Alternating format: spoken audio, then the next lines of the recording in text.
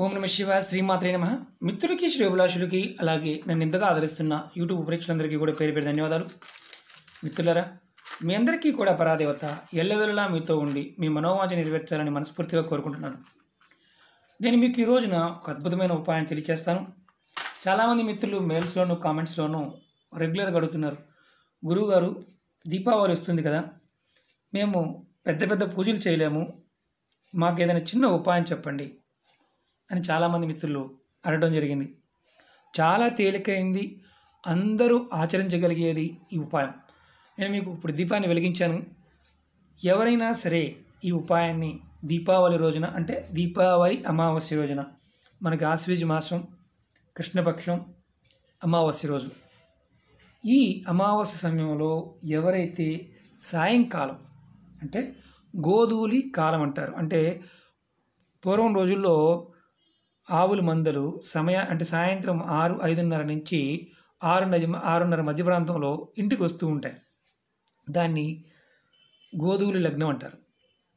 ఆ సమయంలో ఎవరైతే లక్ష్మీ అమ్మవారికి, మీరు వాళ్ళ ఇంట్లో ఎవరైనా సరే ఒక పటం ముందు నేతితో, అంటే ఆవు నేతితో దీపం వెలిగించి, ఇలా మన ఇంట్లో పాయసం కానీ ఇంట్లో ఏదో ఒక స్వీట్ తయారు చేసి అమ్మవారికి నైవేద్యం చూపించి, ఆ తర్వాత మీరు చేసిన నైవేద్యాన్ని చిన్నపిల్లలకి అలాగే బంధువులకి స్నేహితులకి పంచిపెట్టాలి.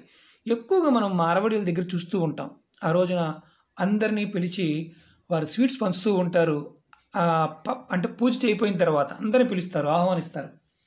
అలాగే కుటుంబ సభ్యులకు కూడా, ఎవరైతే మన కుటుంబ సభ్యులు ఉంటారు కదా, వారికి కూడా ఇలా స్వీట్స్ పంచినట్లయితే అమ్మవారికి దీపం వెలిగించి స్వీట్స్ని నైవేద్యంగా పెట్టి ఇంట్లో తయారు చేయాలి. బయట కొనుక్కొచ్చినవి కాకుండా ఇంట్లో తయారు చేసి పంచాలి. బయట కొనుక్కొచ్చి అమ్మవారికి నివేదన చేసి మిగతా వారికి పంచవచ్చు, కానీ ఇంట్లో తయారు చేయటం వల్ల కొద్దిగా చేసైనా సరే, పాయసం చేసైనా సరే పంచిపెట్టవచ్చు. దీనివల్ల ఆ సంవత్సరం మొత్తం కూడా కుటుంబ సభ్యులకి దరిద్రం అనేది దరిచేరదు. చిత్రంగా అనిపించవచ్చు, కానీ ఇందుట్లో మనం గుర్తుంచుకోవాల్సింది ఏంటంటే, ఈ దీపారాధన అమ్మవారు, లక్ష్మీ అమ్మవారి ముందు మాత్రమే చేయాలి. అలాగే ఇంట్లో స్వీట్స్ చేసుకోవాలి. చిన్నపిల్లలు కంపల్సరీగా పెట్టాలి. చిన్నపిల్లలు అంటే మామూలుగా నెలపిల్లలని కాదు, పిల్లలకి, అలాగే బంధువులకి స్నేహితులకు కూడా పంచిపెట్టాలి. అమావాస్య రోజు గోధూళి సమయంలో పూజ చేస్తే లక్ష్మీ అమ్మవారి కటాక్షం ఆ సంవత్సరం మొత్తం ఉంటుంది. మీకు దరిద్ర బాధ అనేది ఆ సంవత్సరం మొత్తం ఉండదు. మనకి చాలామంది అనుకుంటూ ఉంటారు, చాలా కాస్ట్ కదండి ఆవునే అంటే. ఆ పూట అంటే ఆ సమయంలో అయినా సరే ఆవునేతో దీపారాధన చేయండి.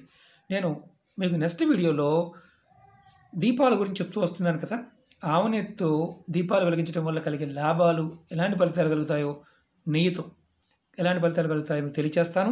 అలాగే మీకు ఈ వీడియో నచ్చినట్టు లైక్ చేయండి, నా ఛానల్ సబ్స్క్రైబ్ చేసుకోండి, గంట సింబల్ని యాక్టివేట్ చేసుకోండి, 10 మంది మిత్రులకి షేర్ చేయండి.